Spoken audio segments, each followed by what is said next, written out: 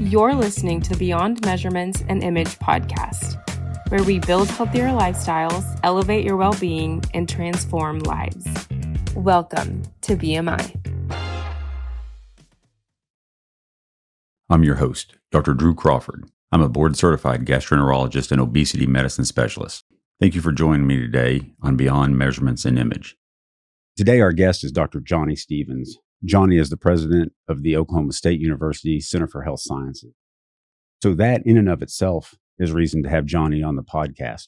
But like all things in life, the amazing part about Johnny isn't his professional life, his personal life, and the journey that he's gone on. So today, we're honored to have you as our guest, Johnny. Thank you for having me on. I appreciate it. Yeah. So Johnny and I have known each other for 15, 20 years, maybe. Yeah, it's at least 20 years, right. True. And the Johnny that sits before me today physically looks like a different person. Internally, it's obviously the same great guy, but just physically, he's a different specimen. So, Johnny, let's just talk about growing up. Like, where were you born? So I was born in Bartlesville, Oklahoma. Grew up in Barnsdall, Oklahoma. I haven't went very far, Oklahoma State, and a little time in Norman, but grew up there. We ended up going to Houston for 4 years, my 6th through 9th grade year, and then came back and graduated from Oologah High School. Where'd you go to college after that? Right, so I went my first 2 years to Oklahoma State. Okay. When I finished high school, med school was on my mind and got to Oklahoma State, and there's a health promotions class that was there. Mom and dad have always been entrepreneurs, had different businesses and things like that. And when I got to Oklahoma State, the health promotions class, I thought osteopathic physician is where I wanted to go from a local physician in Oologah. Sam Stauffer was his name. Passed away a few years ago. But Sam was kind of that mentor and who I wanted to follow along. No healthcare background in the family necessarily.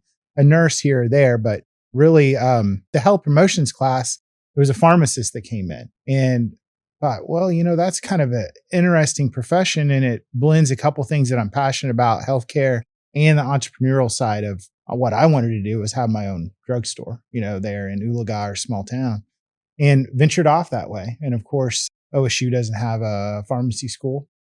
Ended up getting waitlisted at Southwestern, and OU took me. So ended up at OU, and it was a great thing for me. So growing up in Barnsdall and Houston and Oologah, were you a bigger kid? Were you just a regular? Yeah, so my mom always kids that I should have paid more attention. Say 3rd grade, I went from slim to husky. It was that time period that happened, and always on the huskier side, but not the overweight side. So athletics was, we played football, we wrestled, and we played baseball, and it was year round for us all the way through. And that lifestyle, you lend to whatever position. I was a catcher, I played guard. Those are kind of the positions that I played. And then wrestling at the upper weights was where I was at, but not at the upper weight. Do you have any brothers or sisters? 2 brothers. Were they ever? No, big? they were never on the husky side. The old genes that we used to have is where that husky comes from. Right, for those that are too young to know that, but the husky was the husky genes that were there. But no, they were always on the lower weight side. Go back to the wrestling kind of mentality. They were on the lower weight side. Yeah. And mom and dad? No, they did. No, never on the obese side. If you have one obese parent, you have a 50% chance of being obese yourself. Mm-hmm. And if you have 2 obese parents, you have an 80% chance. Right. So I was blessed on the other side of that. Right. I earned this one on my own. Right. So. Right. Playing guard in high school, right? I'm sure your coaches were telling you to eat more peanut butter and jelly sandwiches and really trying to. Yeah. I don't remember that, Drew. I know that happens in college. And for us, the coaches that we had, we were more on, it was more the athletic side. So I was the pulling guard and needed to move a little bit and do that. It was kind of before. That was kind of back in the day where that didn't happen as much, but I was more the pulling guard. But naturally, they wanted a little bit more weight. So probably played high school football at 215, 220 is where I played my sophomore, junior, and senior year. But then during wrestling season, it was a pull of the weight. And that's probably where I had really done it since I was in kindergarten. was the pulling of weight during wrestling season. And you'd go down to whatever weight class was below. So you go from 220 to 178 pounds over the course of that 2.5-month season. And it was never a healthy way to do it. It was the chew and the spit. It was I don't like to admit this, but it was what it was. Trash bags, to lose weight, to sweat it off, and then not eating, So it was not a healthy way to do it. And once wrestling was over, you would balloon back to whatever it was. And a lot of it was water, right? But at the same time, it was not a healthy metabolism kind of way to do it. Right. And I did that through high school. When you graduated high school, what did you weigh roughly? I'm sure I was back to that 220 kind of range. Yeah. So 220, then off to Stillwater for a couple of years. Same thing, kind of maintain the 220. Well, I think that's where there was a gradual, and this is kind of where the gradual progression that happens. And, the freshman 10, the freshman 15, the freshman 20 that happens. And for me, it was probably 25 or 30 pounds. So I probably went to 240 over those couple of years. And I know if I would have been more intentional in intramural sports and some of those kind of things, that would have been very beneficial. I did some, still active, but the weight just and not eating right, just kind of gradually came on. Sure. And then from there to Oklahoma City, I guess, to the Health Sciences Center. To the Health Science Center. And I think you almost look at it as the studying and stress probably went up, you become more, especially when I got to Oklahoma City, to Health Science Center, less active and just putting on weight. Probably by then, 250, 255, something like that, 260, somewhere in that range. Right. And how tall are you, Johnny? 5'11". 5'11". How long were you in Oklahoma City to get to PharmD? Yeah. So it was, I was there. I did 4 years of the doctoral work and then 2 years fellowship. So I was there for 6 years. 6 years. Yeah. Okay. And so when you roll out of that program, you say you're about 250, 270? Yeah. I'm going to be in that 250 to 270 range. Exactly. So, we talk about on the podcast fairly regularly, when you're 5 pounds overweight, you might not notice. Right. Right. Or maybe you do, but you don't think much of it. Maybe by the time you're 20 pounds, you know it. But if you're 250, 270, there had to be some thought like, gosh, I got to do something different. Is that so there accurate? was different times, but there's even the challenge of in that gradual weight gain, you just buy new clothes, you do those things and you still feel good. And it wasn't that I was not active, that's kind of the fortunate thing for me was that it didn't change. I love to hunt. I love to fish. I love to do all those things. I still did all of that, right? I was still able to walk in, to the woods. I was still able to get in a tree.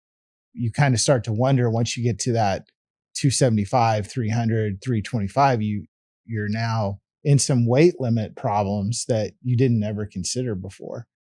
Going through that, there's that natural progression that just happens that you don't even think about it. Yeah. At times you do. And you think, I've got to do something about this. And then you start to do something about it, exercise a little bit more. I'm convinced my biggest problem was exercise. I was not consistent with exercise. The food, absolutely. I mean, we could all do better with what we eat and do those kind of things. But mine was exercise more than it was anything else. Yeah. But you didn't have any limitations. No, I didn't have limitations. Just able to progress. The first time I had limitations was about, I'm going to say 3 or 4 years ago. Long time ago, I had a 4-wheeler accident, not a bad accident by any means, but it rolled over and landed on my knee and never had any problem from that. Right. But then once I hit a weight limit, to over the years of that stress on the joints, I did finally start having some knee pain, and it was knee pain going downstairs was where it was the worst. Right. You think you're smart enough to figure those things out. It's the pressure of how much force you have going down on those joints, not just walking, but then going downstairs. But that was the one thing that was like, okay, I've got some limitation here. I did not like stairs. The other stuff was kind of okay. But so Drew, kind of in my health walk, I mentioned Sam Stauffer, Dr. Stauffer. So when I was 16, It was about 16. So it was my sophomore year in high school physical. So we moved from, as I mentioned, we moved from Houston back to Oologah. We went from a school in sixth grade of 20 kids in Barnstall to, I think it was 1,800 kids in Houston in my sixth grade class. We moved into sixth grade. So there was a big culture shock, but we wanted to, when we moved back to Oklahoma, wanted to get to, not a small school, but more of a regular, so Oologah, Sure. at 80 kids. So, but when we moved back, the routine football physical, high blood pressure. So At that 16. was at 16. Yeah. And that was not a weight, it was, I say it was not a weight. I don't think it was, because completely active at that point, lots of sports, lots of things going on. But that was kind of an interesting walk of taking a look at that and taking blood pressure medicines from then on. So there wasn't, and I say that to say that sometimes you have other health things that come up, right? 100%. Yeah. And there's two things that happened at that time. One, my liver enzymes were not normal. And then two, blood pressure problems. Mm-hmm. So the blood pressure, and I say that because you flash forward, those are things that a lot of times will happen after you've had weight gain and obese for 15, 20 years, right? And it didn't have to be that long, especially on the blood pressure, but usually a fatty liver type of situation is a longer term down the road. And we did all the ultrasounds, all the hepatitis panels, everything else, and they were not. And I say it was 16 on the liver enzymes. I could be wrong on that. That could have been when I was in pharmacy school. But even at that, it was in my mid 20s. Right. Young. Right. It was young. So it was early on. So that'll carry forward later on in the story, I'm sure. Yeah. We'll put a pin in that. But, back then, steatohepatitis, fatty liver, NASH, MASH, whatever you call it now, right, really wasn't a thing. So yeah, consistent with Dr. Stauffer, right? Kudos for him for picking it up. Yeah.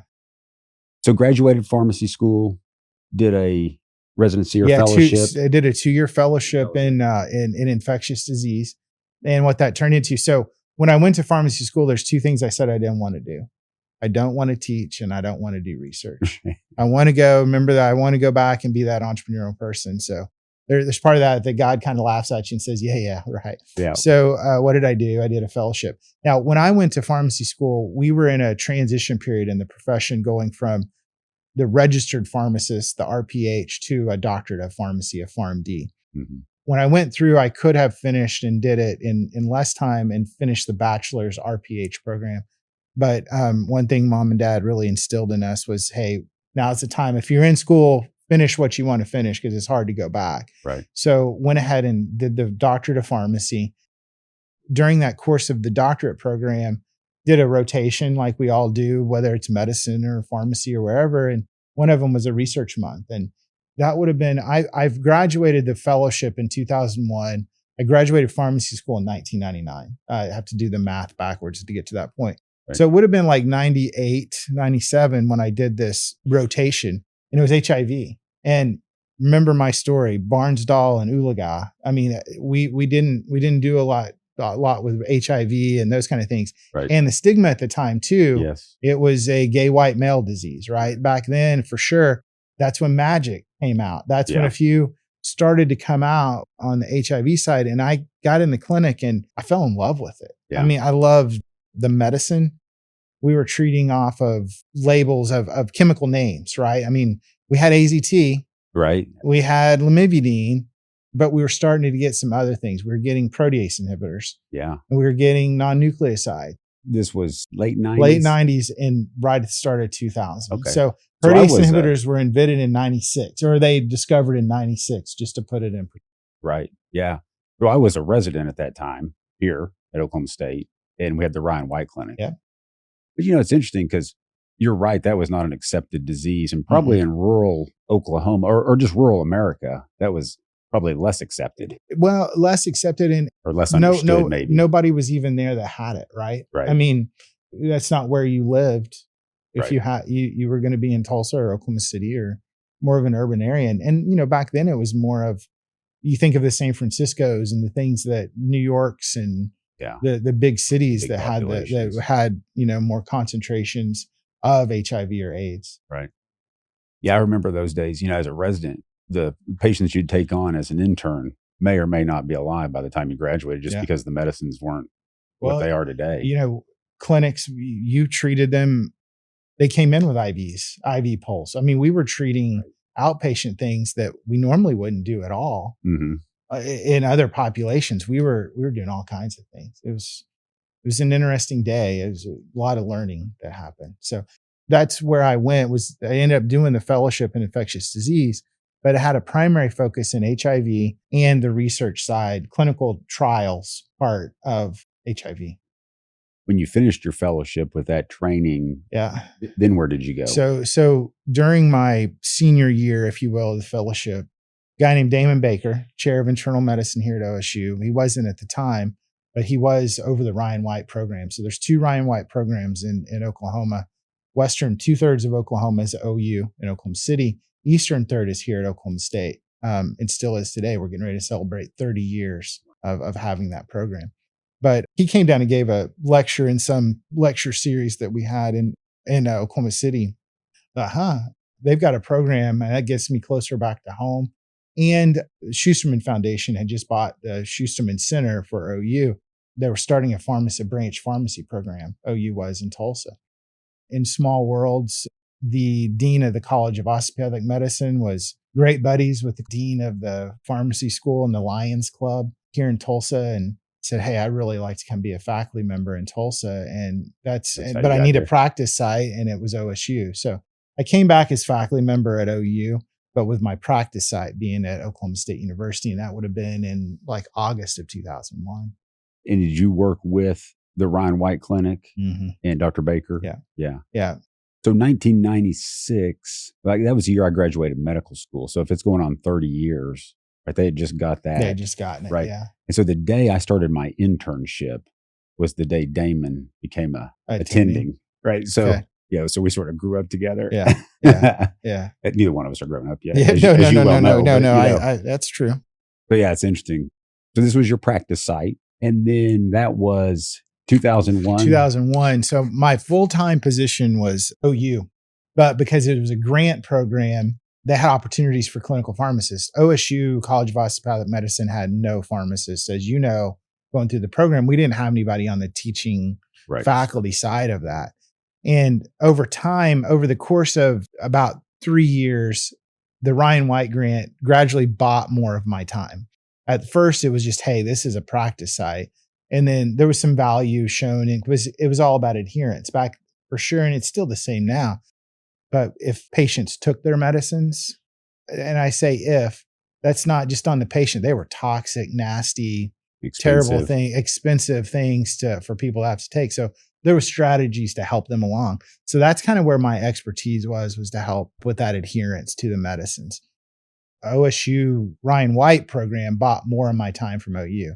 It gradually kind of grew to 40, 50%. And Damon and I started having conversations about, hey, it probably makes sense for you to be faculty on the OSU side. And I was reluctant at first because it's like, it's a osteopathic physician world. That's what we have as the college. How would I fit into that from a career standpoint of how do you advance and do those kind of things? But I think you figured that one out. It ended up working out. It ended up working. I tell everybody, Drew, that, only pharmacists around here, they don't know what else to do with you. So they promote you. Yeah, they promote you to get you out of the way. But it did work out. It worked out really, really well. But that was kind of the start of it. So I don't remember. It's probably 2005-ish that I came over full time to OSU, and the rest is history. So in 2005, where were you on weight at that point? It's probably where I was starting to hit 300 pounds. Okay. It was just a gradual increase. It was a gradual increase. We're now spanning 1989 to now, 2005, 2006. And, we went from 200 pounds to 300 pounds, right? So it's just been that natural, I say natural, not natural, but slow progress to get to that point. So let's just jump back professionally just for a little bit, just to kind of wrap it up. So 2005, you become faculty. Yeah. 2025, you're president of the Health Sciences Center, right? So Walk us through that. Yeah, you think there's a gap, there's something in there, right? It was a fun walk, right? And can't say that I was intentional in any steps, but always opportunity. So always looking at what are the opportunities that are out there, and are they good for me? Are they good for the organization? And what happens there? So just really blessed. But coming on in internal medicine was great for me. One, the Ryan White program was there, and over time, I started to take more of a leadership role in the outpatient clinic, right? Kind of running that clinic. So now I'm starting to go back to that itch that I had on entrepreneurship, right? Don't want to teach and I don't want to do research. While I'm teaching, I'm doing research. But now in internal medicine, as you well know, we had the Ryan White program kind of running that clinic, and there's a business part of that, right? Of the grant working, where the funds go. And that became interesting. Damon, some point in there, I became vice chair of the department. We had a couple of vice chairs of the department. And what it did was allow some opportunity to start, back then we did GI, right? We had a GI clinic. We had a neurology clinic with Dr. DeWitt. We had pulmonology clinic with Dr. Nader. So those were startups with talented physicians that knew what they were doing, but in nephrology, we had all these clinics that were starting up, and I was able to help start those up and start to run them. At the same time, still doing the clinical research. So kind of going back to that HIV clinical research, I was getting to work with pharma companies. We used it as an opportunity to get the latest and greatest drugs available to our patients here and do the clinical trial. So that was fun too, but really great opportunity. And then Casey Shrum became the president. She was senior associate dean, not the best with titles. Okay. Sure. But she became the president and dean. And at the time there became an opening. We were growing as a university or, a health science center of what's going to happen. And there was an operating officer. Well, let me back up. Lee Goodson figures into this story as well. And Lee had done admissions here and student services and some other things at the university. She was vice president for research as well at OSU Center for Health Sciences. And she and I worked together on the clinical research side. I came over with her. I was an associate dean of clinical research for a couple years and working with Lee and Casey and the administration to do some of those research things was a lot of fun and got to have some different exposure other than just the clinic part. A lot of growth that happened there. But Lee became the president of Tulsa Community College. Right. I thought, I wouldn't be surprised if Casey didn't say, hey, you want to take a stab at this vice president for research, and probably being a little bit too overconfident and pompous in my head, thinking, okay, this is going to be something I need to consider. I'm glad I did, because she did end up offering it.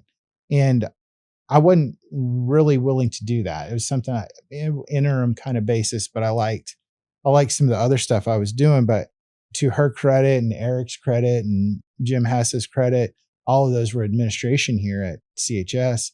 It was a vice president for research on an interim basis, but chief operating officer was where, the impetus was going in. And that did pique my interest, because now we had, the clinics, the academic side. It brought a more robust role to the whole thing. And research fell in there too. Yeah. That would have been probably 15 years ago. Okay. So you served that role for 10 years? About 10 years. 10 years. About 10 years. And then Casey went to Stillwater. And then that's when I became president of the Center for Health Sciences.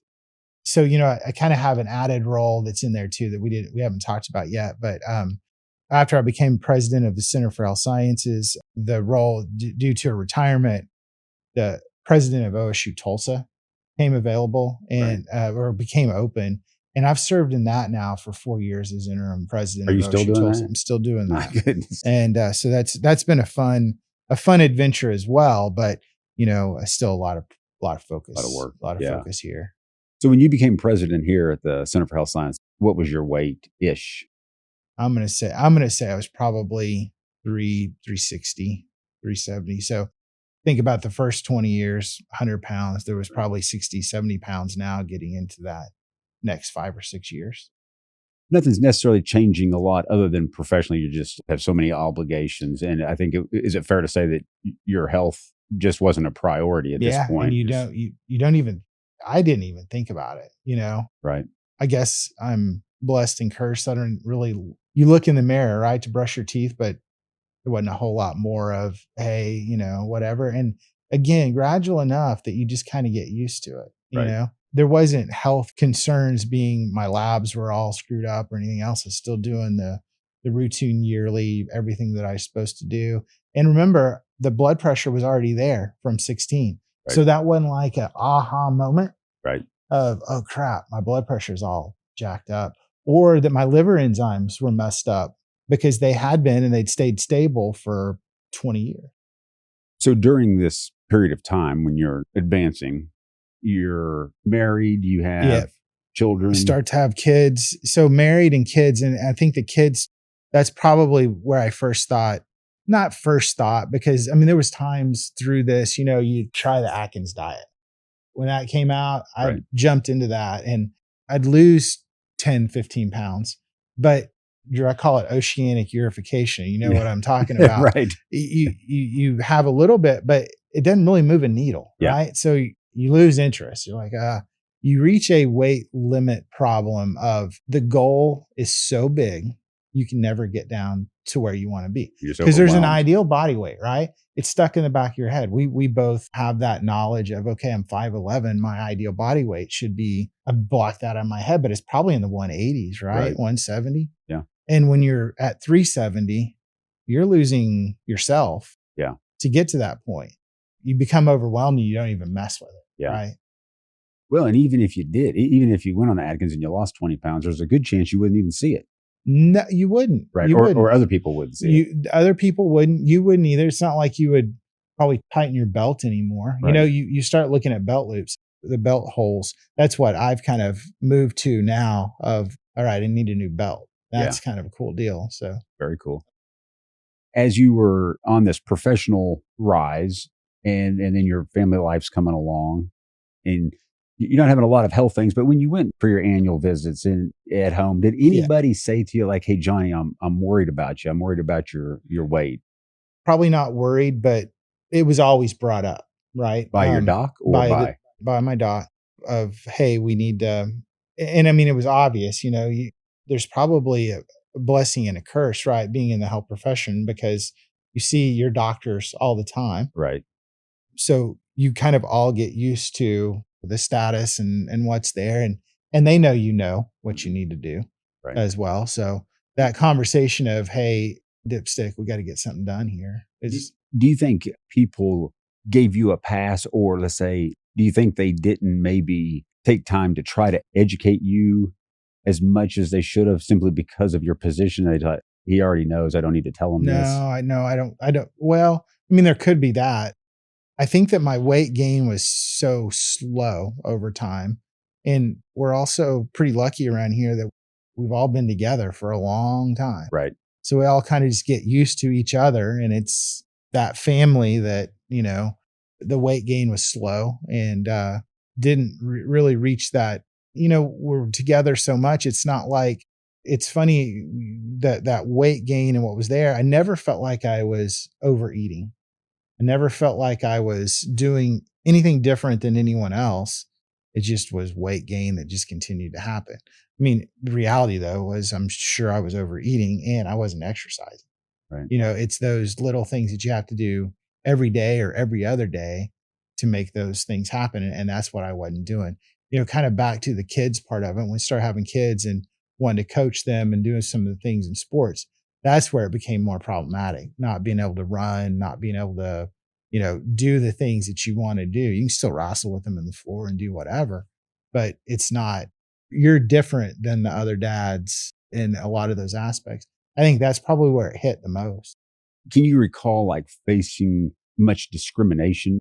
Like you said, everybody around here knows everybody. Everybody loves everybody. Yeah. But like when you were in public, did you get looks? Could you hear comments? Were things said, or was it just kind of? I was probably oblivious to it. It had to have happened. I got no doubts about that. But shame on me for being self-confident enough. I didn't worry about that too much. But it's always hard to walk in and be the biggest person in the room by a lot. Mm-hmm. It's little things, because we do this all the time. We're always in audiences where the chairs are, about 8 inches wide. Right. Yeah. Are made for a 120-pound woman. So those are the times it's like, okay, I don't fit here. I mean, and fly enough. I don't fly a whole bunch, but it became problematic to fly because the seats don't fit. Yeah. And you kind of got into those issues. That's where I felt it the most, was probably in those. And I felt it more than I did comments and those kind of things. You read about and you see, did it hamper my career any? Probably very fortunate that it didn't, because I've seen that it could happen. And I could just be naive enough that I didn't see it. But those are kind of things that definitely could have happened, but fortunately that it didn't. Right. So, one of the episodes of the podcast, we talk about finding your why, finding the reason to lose weight. And everybody has a purpose. Some it's vanity, some it's their kids, some it's their grandkids, right? There's just something changes. And no different than maybe an alcoholic or a drug addict, right? Yeah. There's I don't know if it's exactly an addiction, but for lack of a better term, maybe we'll call it an addiction. Yeah. So you have an addiction to at least a lifestyle. And then one day something happens and you're like, I've got to do something different. Yeah. So did you have that? And if so, what was? I agree with you on the addiction side of this. I think there's without question something that's there. My aha moment, we talked about this a little bit, here and there throughout this, of it's kind of that everyday routine that you just get into and you don't even think about it very much. And then you get to a point where it's overwhelming that can I really do anything about this? 20 pounds is not going to matter. Just not going to matter. But back to having the conversations with your doctor and kind of things like that, it was on my mind more, having kids now and not being able to do things. So the why, it has to be the kids and it has to be the grandkids in the future. I want to be able to do those things 25 years from now. But the aha moment, kind of interesting, try to make it a shorter story, but we do a lot of addiction research, a lot of addiction work here at the university. Great psychiatry program that we've grown with residents and now addiction fellows. And we were looking at having a pain clinic that was very, very robust, right? It sounds counterintuitive to have a focus on addiction, but then have a pain clinic.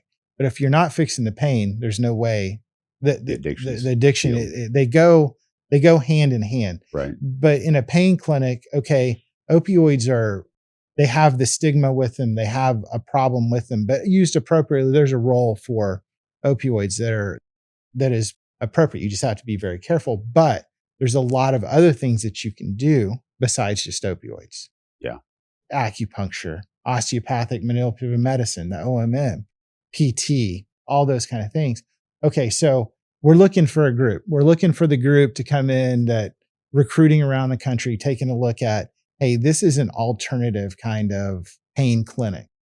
Robust, covers the gamut of things. And there was a group that came in, and I laugh because we were at Mahogany's having a steak, right? With this group. That's what you do. You recruiting them in and you're having a steak, and we're talking about the different modalities that they use as a group. And they get to a point where, so bariatric surgery is something that's underneath this. As I'm having my journey through this, bariatric surgery is in my mind. Mm-hmm. But I'd seen too many outcomes that were not positive. Right. The diabetes side of things, the people eating through the bariatric, I'd just seen too many terrible outcomes. I'm like, so I'd kind of tune that out of my mind. I'm not going to go there. But I was at a point in my life where it's like, I need to do something. So bariatric surgery had went through my mind, but About never what weight? pursued it. About what weight Probably are you here? probably that 325, Okay. 350 Okay. when I'm thinking about that, Yeah, yeah. right? I did not know I was 400 pounds until I stepped on the scales to start the GLP-1s. Is that right? Yeah. So there is a time period in here where 325 to 400, I have no idea Yeah, where that it's a came blur. from. Right. It's no idea where that came from. So we're having dinner, and they said, hey, there are some bariatric surgeries that we recommend. We don't do that anymore. We use the GLP-1s. Right. I'm a pharmacist, Drew. I should know this stuff. Yeah.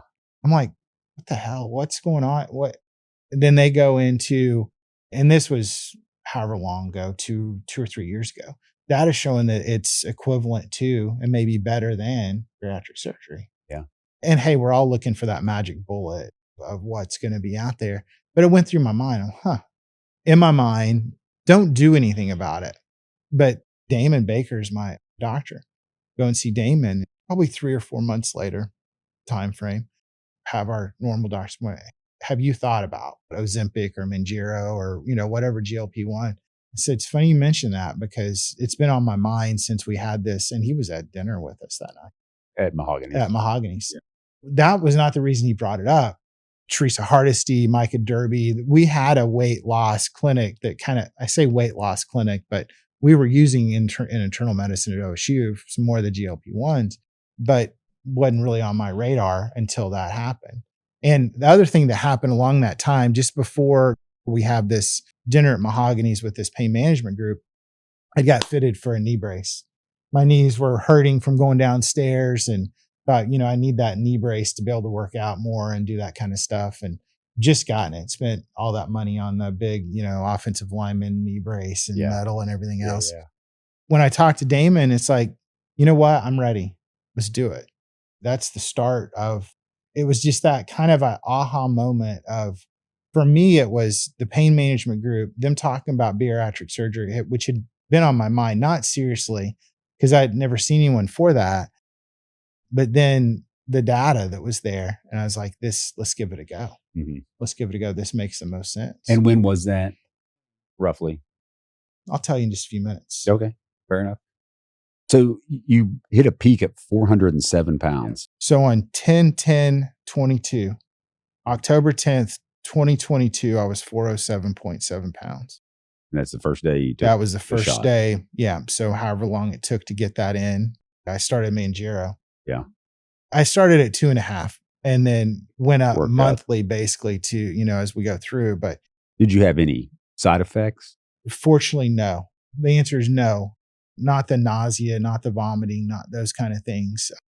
I will say that, kind of timing around shot and kind of things like that, it feels like I have more gas production. It's like I burp more. Right. I don't know. I don't know if that's real or not. Yeah. But it's just one of those things you deal with. Yeah. But that's kind of the most that I had. And it was interesting. I don't know if mentally you have to hit a point where you're ready to do this kind of stuff too.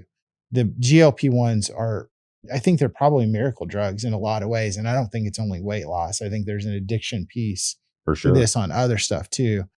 You hit the mindset of, I want to do this. And then the GLP-1s are the helper along the way. But I'll tell you, I didn't think that I ate too much, but once I started those, I stopped eating. And I think that was, without question, a big part was the Mounjaro, but I also think I was ready to do it. Yeah. And what was interesting was that I was putting it around eating, but not necessarily the exercise and things like that. So I just stopped eating, and I actually kind of got to a point where it's like, okay, this is not healthy. There was a not healthy part of just not eating at all. Right. Okay, so now what do we do? So it was kind of a fun walk of relearning.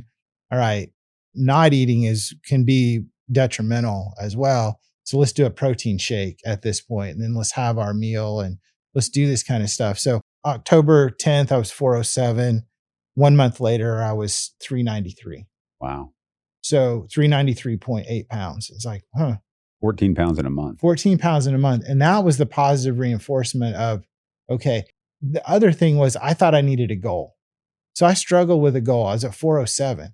Well, think about it. If you have a 50-pound goal, you're still 350 right. pounds. Right. But when you look at the data, obese people who lose 5% of their body weight, right, have substantial reductions in cardiovascular disease, hypertension, arthritis, diabetes. I was not smart enough to know that. So this podcast helping with that, that's what the message needs to be, right? Because I think an obese person in there thinking, I'm 400 pounds and I'm extreme, right? But 400 pounds to 350, again, it's back to oceanic purification. Doesn't matter. But you have that stepwise. So I struggled with the goal. So I did away with the goal. My wife, Sarah Ann, always asks, what's your goal? I don't have one. But that percent of body weight started to make sense to me of like, wow, okay, so this is kind of cool. We're seeing this. So I went 393 and then a couple weeks later, 390. And then a week later, 388. So I was having, and the other thing in my mind was, okay, a healthy weight loss, not just a total dump of weight. I started this in 22. We're in end of 25 now. So this has been a long haul. Right. I kind of put it in my mind of, I didn't put the weight on overnight. It was a 30-year That's right. increase in weight. So the weight loss part of it, to maintain it, I think it needs to be slower. So I was always happy, and I don't know if I learned it right or not. It doesn't even matter, but it was in my head. But like a 2.5, 3 pound weight loss a week is probably healthier than a water dump of 10 pounds in a week kind of thing. Some of those kind of things. And sustainable. It's sustainable. Right. Yeah. It's kind of interesting to take a look at. In March 30th of 23, I was down to 357. So I'd had that 50-pound weight loss in that 6-month period of time. 2 questions. At what point could you feel the weight loss? And at what point could you personally see the weight loss? I think I felt it at 50 pounds. Okay. I think I started to feel it at 50 pounds. So if someone's 400 pounds and they're in the process of losing and they're at 360 and they're not feeling it, just hang in there. Just hang in there. You will feel it. You will feel it.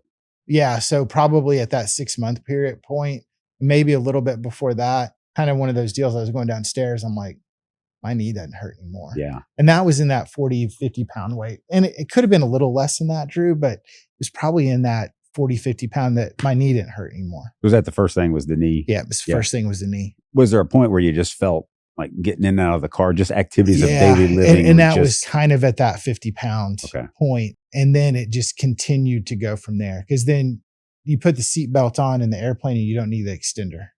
So people who are not way overweight have no idea what I'm talking about, but the seatbelts in the planes don't fit. Right. Yeah. You get an extender. Yeah. And then all of a sudden that starts fitting. So there's little positive reinforcements that happen through that. And that was one of them.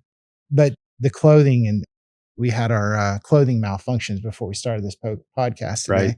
As I put on weight, it's gradual over time. You can find stores that have clothes that fit you and do that kind of stuff, but then they never really fit quite right. And so, you kind of get to a point where you have your clothing that you really like and you're at 407, but now you're down 60, 70 pounds. And positive reinforcement for me too. I think there's something psychological in this. I need to talk to Beeman or Dunn or somebody, but I like putting on bigger clothes. It's a positive reinforcement of, look what I've done. You've lost weight, right? Yeah. And you've done that so long, clothes that fit don't feel right anymore. Little things, right? But those are some of the positive reinforcements that happen over time that I don't know why I got off on that subject, but it is one of those little things. One thing over all the episodes of the podcast that I've come to learn, whether it's obesity, we've interviewed people with addiction, it's health and wellness. So it's not all related, but consistency and intention. Once you make the commitment and you start with the shot, if there's a drawback to the GLP-1s, it's a blessing and a curse, but it's once weekly. Yeah. Right. If you're doing something daily, I think it is even more intentional, but it's fantastic that it's once a week, but just having that intention and each day something there to remind you and just consistency. It seems like anything in life, whether it's going to college, pharmacy school, ascending to the heights here that you've got to, or starting at 407 and descending, it's just the consistency and the intention that without those, life just gets in the way, right? Yeah, exactly. Because the once weekly, I agree. One thing in this journey was started to lose the weight and relying on the GLP-1, to a certain degree, but then making some modifications along the way, not eating. Okay, wait, there's a healthier way to do this. Let's have the protein shake. And you start to think, okay, because you can do this in an extreme fashion that is problematic for your family or you, right? Right. So I'm a big believer that, a family meal as often once a day, if you can do dinner together as a family, it matters. Yeah. It matters. So, but if you cut everything out, then you're not doing that. So be cognizant of that. Okay. Let's work what I'm trying to do into the family routine as well. It doesn't change for them. That's a great flow for them as well. So some of those little things along the way, I was very much on the food intake side of it. hey, we were both trained by the same people. It's in and out, right? That's right. It's pretty simple when you get down to it. It's in and out, but there's also a factor in that of how much do you burn along the way too. Right. That was not on my radar at the time. But I started to feel better about the stairs and doing some of those kind of things. Went in and saw Damon, and at some point along this, not 6 months in, but probably a year or 18 months in, went in and saw Damon, and he had started doing intermittent fasting. And we talked a little bit about it. And it's like, well, all I do, it's a protein shake is all I need to cut out. That intermittent fasting was the next step in my journey of, I'm going to cut this protein shake, which was very minor, right? I felt like I was doing the right thing, but hey, I'll give that a go. So now I go to a window of eating. Now, I haven't done the research. I haven't read the book. I haven't done any of that kind of stuff. But in my mind is, hey, I go to a window. And it goes back to family as well. If I can have my intake window from 3 to 7 or 8, whatever that 4 or 5 hour window is, that's a sweet spot for me. And now I feel better doing that. If I go to lunch, I don't feel as good. Yeah. I don't feel tired. Yeah, me too. Yeah. Feel lethargic. And you do it because it's part of the job. The other thing about that was next for me in this was the exercise. So I did the GLP-1, I did intermittent fasting, and then it's exercise. When you're doing those GLP-1 and intermittent fasting, so how long did you do that before you added in the exercise component? I'm going to say I've been super consistent with exercise for about 10 months a year. You've been doing it for 10 months. Right. Yeah. So you were so probably losing weight for the years, first couple of years. First couple of years, right. Losing weight. Yeah. Then put in intermittent fasting. And that was probably only, let's call this a 3-year journey.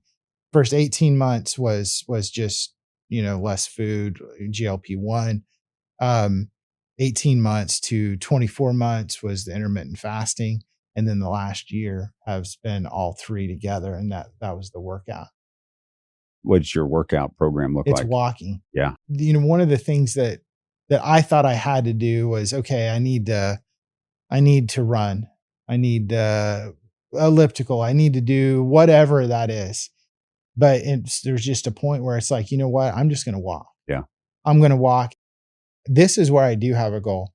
I want to walk 30 minutes every day. Yeah. And part of it was the Apple Watch. Yeah.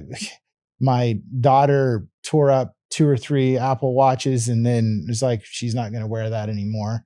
And there was a new one, and I got it. You know how it is with dad. You sure. Get the leftovers. Yeah.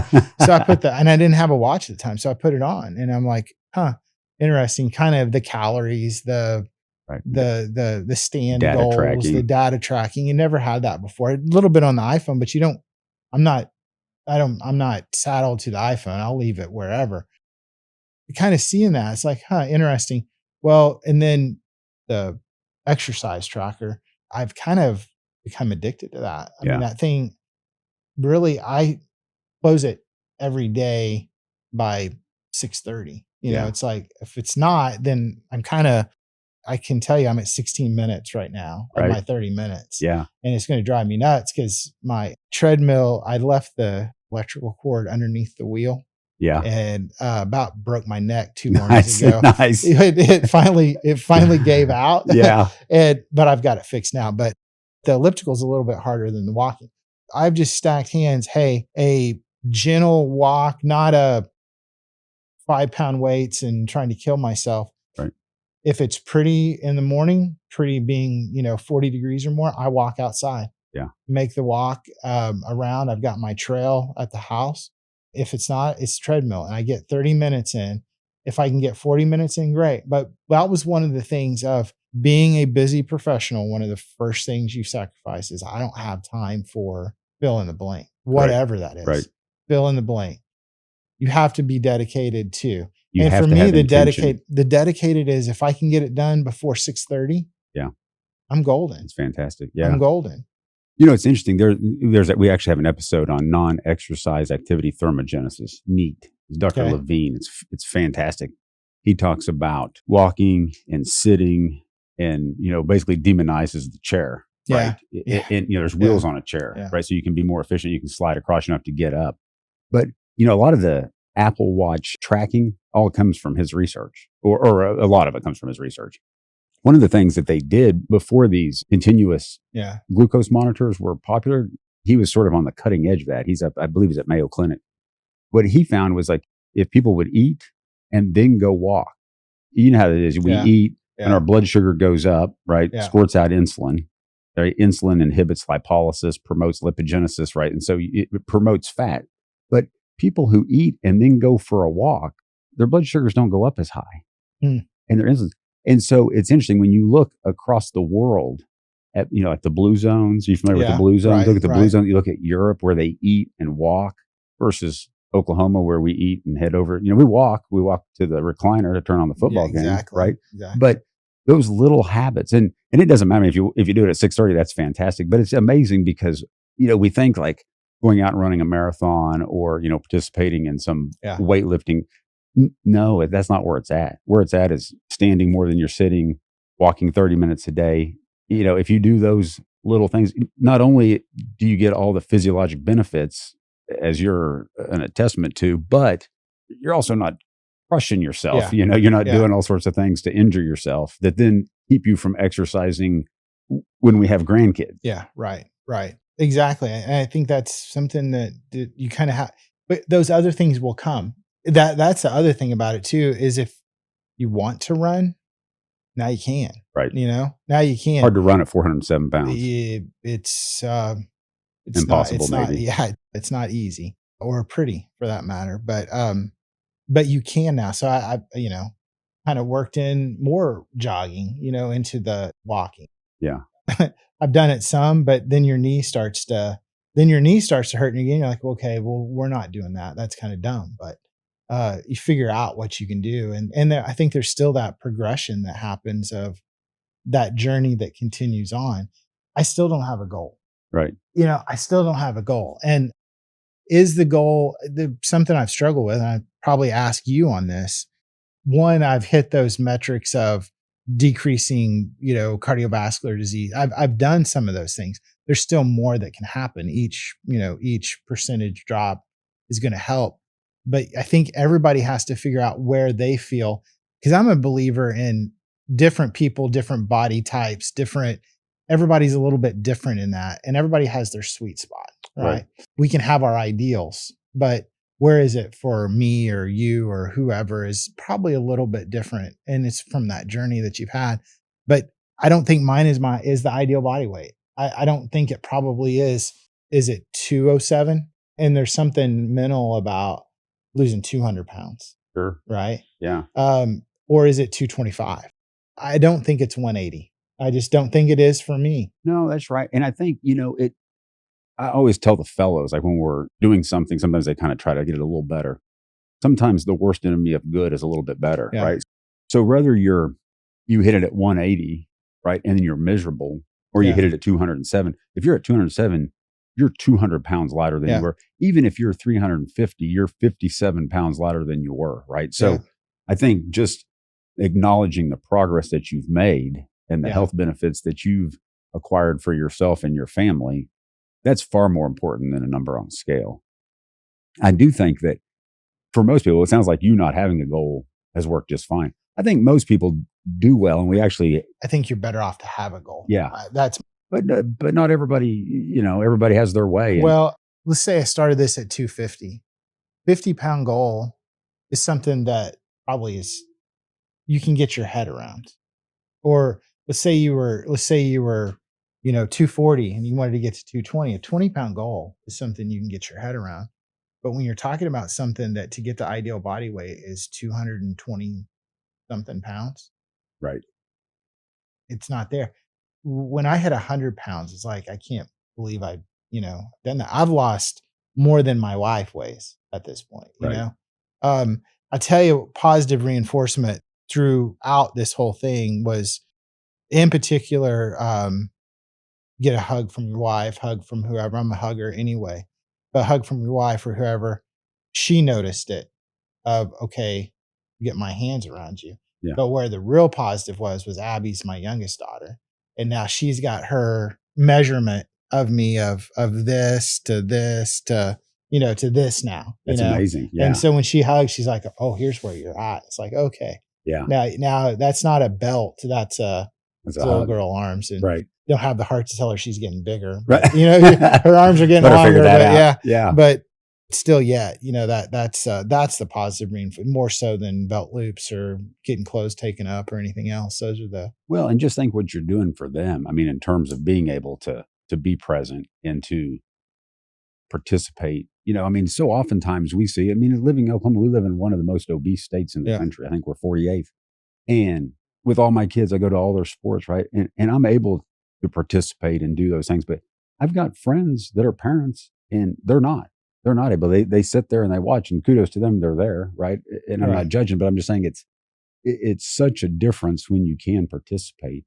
And you should be amazingly proud for everything you've done for yourself, but probably more importantly, your family. Yeah. It's been a good journey. That there's naysayers on GLP-1s. It's cheating or whatever. There's no cheating. There's no cheating in weight loss. I do think that there's considerations that are in my mind of we've had a big swing here and we're starting. It's not an end of a journey because it won't end. That's the other thing with this is it's the walking, it's the change in diet and lifestyle. And then the question is what's the course of the GLP-1, you know? And, that's not for probably this podcast, but, as you think about those kind of things of goals, hitting goals, and then how do you maintain long-term, what is that going to end up looking like? And I think that'll be an interesting journey, but for me, it's going to be a slow progression to get to the point of, okay, this is the new long-term, it's the watch, it's the Oura ring, it's the constant glucose monitoring, some of those kind of things that I think will be next steps in the journey. But, for anybody who listens to this, who hears or has heard, okay, these GLP-1s are cheating, absolutely not. No way. And for anybody who's listening who has addictions that are not even just food, right? Think about the GLP-1s and take a look at them as well. You've touched on that, I'm sure, in other podcasts as well. It's something we're doing a lot of work here at OSU around is addiction. I'll tell you, so never have been very fortunate that drinking's never been a problem. Social drinking, the normal kind of things that you think about. But I bet I haven't had 6 drinks in 6 months, Crown or a beer or anything else. I had one last night because I was at a deal and it was there and it looked good, but I never had a desire for that. It was not, but it's almost like I don't have any desire for alcohol at all. You think that's the GLP-1 related? I 100% think it is. They're definitely doing research because before, if you go to dinner, I think I want to have a whiskey. Yeah. I think I want to have a beer. It doesn't cross my mind whatsoever. And there's anecdotal reports out there now. We're doing some research around, hopefully we'll show some either positive or, positive results around that. We'll see what happens. That'll be the research. But I think there's a lot more to the GLP-1s than just the weight loss, just the diabetes. Right. Don't forget the diabetes part of this. Because I was on a crash course to type 2. You were never diagnosed with never was 2? diagnosed. Yeah. I mean, name and watch the labs like crazy. My labs were always really good from that standpoint. So blessed I never hit that. But let's jump back to the liver enzymes for a minute. I mentioned that in the very beginning that 16, I had high blood pressure and liver enzymes were elevated. I need to get you the numbers. You would be interested, but I was 1.5, 2 times normal limits and had been all the way through. My bilirubin went up when I got to my max, I was 1.5 to 2.1 on bilirubin. So I had developed fatty liver. Yeah. Did the ultrasound, did the CT scan. That was another point of, oh crap, I need to do something here. Now that was still a year or 2 before I actually did something about it. But definitely had fatty liver disease. So the last 2 times I've been in, so after the first 100 pounds, the liver enzymes went to normal, Completely normal. completely normal. And now they're stone cold normal. So Billy's been slower coming down, but it's normalized. About 6 months ago, the GLP-1s got an indication for fatty liver. Yeah. So, and it's interesting, there's no GLP-1 receptors in the liver, right? So it's got to be just secondary to mobilization of fat, I would think. Like It's got to be. Yeah. The layers of fat, your belly being tight, there's got to be tons of fat in there. And it's not just the external pain. That's something, from a body habitus change, is something you got to get your mind around when you're doing this. It's pretty incredible. And that's the other long-term part of the body redefining itself and redoing itself.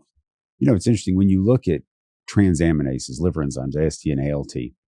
You know how they set norms, right? They take a population, 2 standard deviations, whatever's in the middle, the 95% confidence interval. Those are your normals. Yeah. So you look at normal liver tests 2025 versus normal liver tests, say like 1995. They're different. They're different. Right. Okay. We've creeped them up, Yeah, right? Because we've creeped up, Yeah. Yeah. And so it's interesting.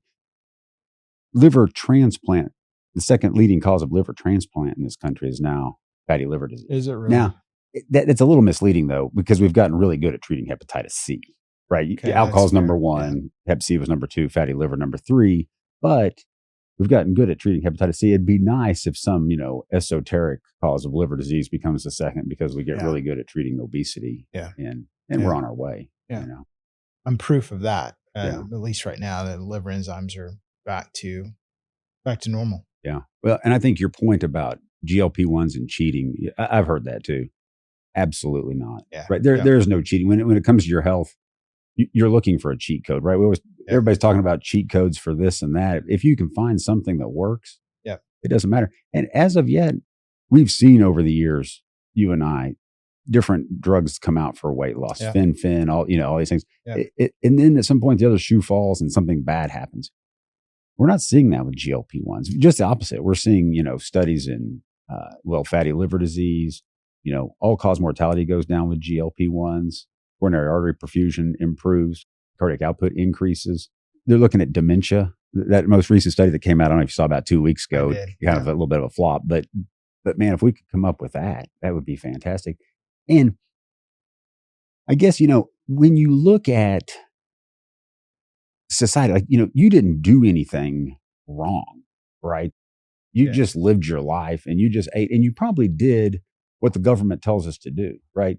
6 to 11 servings of grains, right? Minimize your protein, right? I mean, that's what we're told, but that's completely inaccurate, right? If we eat that much carbs, right? Then we get fat. Fats and proteins don't make people fat. Carbohydrates make people fat, right? And so things are kind of getting flipped around, little by little.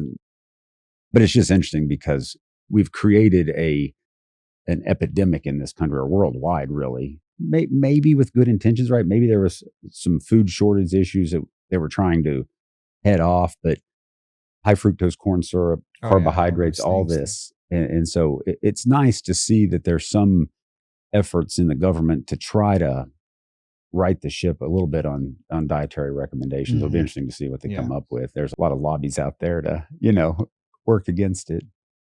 I really appreciate you sharing your story. What is the impetus behind sharing this story?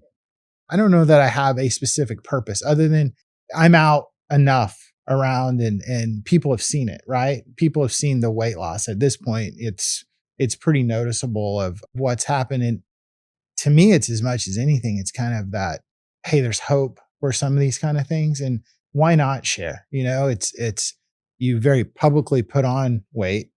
In my case, publicly took off some weight, and doing it, I want to try to get the message out there of the healthy way to do it.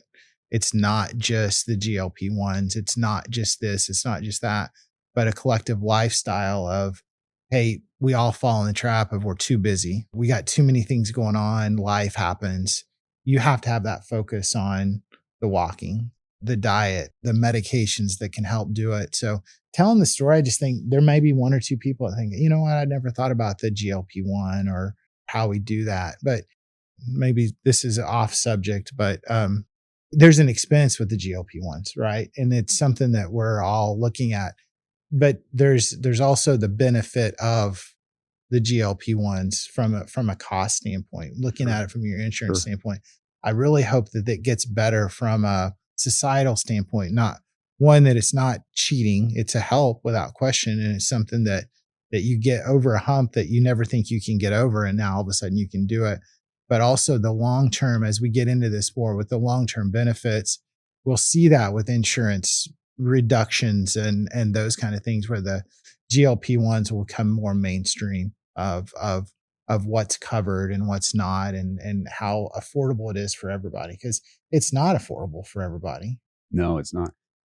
And it's interesting. You would think, and I don't know how insurances do their underwriting, but you would think that we know, I mean, we've got the stats that, 5% body weight loss leads to these outcomes and at the various markers. And so you would think the insurance companies would say, if we get the weight off of these people, I think the problem is in 2025, people don't stay with the same employer, so they don't stay with the same insurance. So any individual insurance carrier, I think, is reluctant to want to invest in the long-term health of their participants because they don't necessarily see a profit at the end of it. It's the last healthcare insurance that you have that probably has the benefit of what you do today, That's 20, 30 years later. And you're right. It's not the insurance carrier that I have right now that's going to get the benefit of me, losing 45% of my body weight. It's going to be, if they're all, if we all have coverage, which I know there's still about 10 million of us that don't, but if we all have coverage, in the end, somebody's going to be the recipient it would help across the board.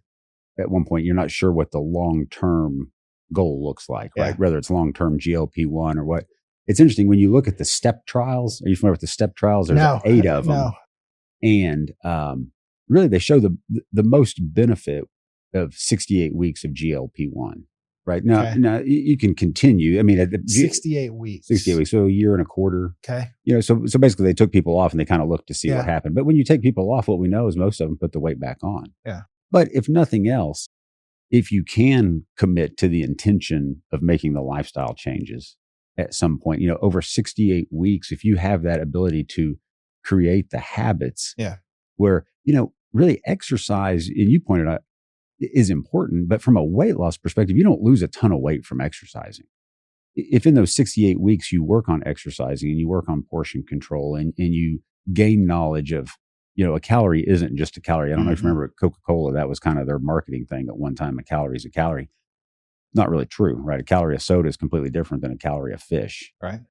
If you spend those 68 weeks or whatever period of time you're on GLP-1s, whether it's 68 weeks or a lifetime, making the lifestyle modifications and the education in terms of what's important to eat and, improving your sleep and all these things, that is self-perpetuating in terms of weight loss or at least, maintaining a healthy weight, as opposed to, like we talked about, just life getting in the way. That's self-perpetuating too. It gives you a chance at a healthy lifestyle. Right.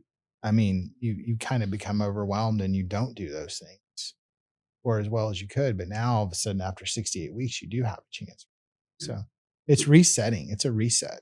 Right. And it's the biggest gift because, you can't, health is the one thing that you just really can't get back. I mean, at some point you've retained it back, but I'm saying there's just some point where you cross over, whether it's cancer, age, heart disease, whatever, once you've lost your health, you've lost it. Right. And so getting a healthy lifestyle, maintaining it, doing everything you can to live your best life, boy, that's your shot.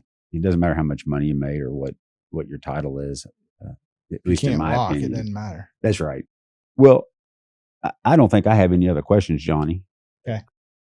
OSU is, their claim to fame is to be the healthiest campus in the country.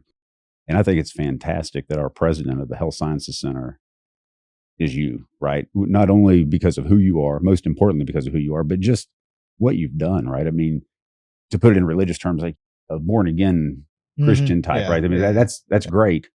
But a sinner that's born again is even better to those people, right? And so when you take a guy that's sort of lived an unhealthy lifestyle and of his own fruition, like made the choice and has done this, you're not only a great leader, you're just a great example of what we all need to do. And I look forward to seeing where we go in the future, and particularly with the university, things we can do to help promote, because we live in an unhealthy state. And with you at the helm, I know we can do great things like you've already done. We keep talking about it and keep moving that forward and keep doing actions to make sure people get there from our rural communities. We're going to promote all of this. So right now, their big weight loss program is meth in so many of our rural communities. Yeah. So we've got Beeman working on that, and we need to work on the other part. We've got issues, but for a future podcast, the conversation with Kyle Simmons around some of the research on some of these other things, I think is going to be another good one of what we're trying to do to help on this, because it's food addiction, it's alcohol addiction, it's drug addiction, it's all those addictions that we got some opportunities here to better society, better Oklahoma. Yeah. I'm your host, Dr. Drew Crawford. Join me next week as we go beyond measurements and image to build healthier lifestyles and elevate your well-being on the BMI Podcast. See you then.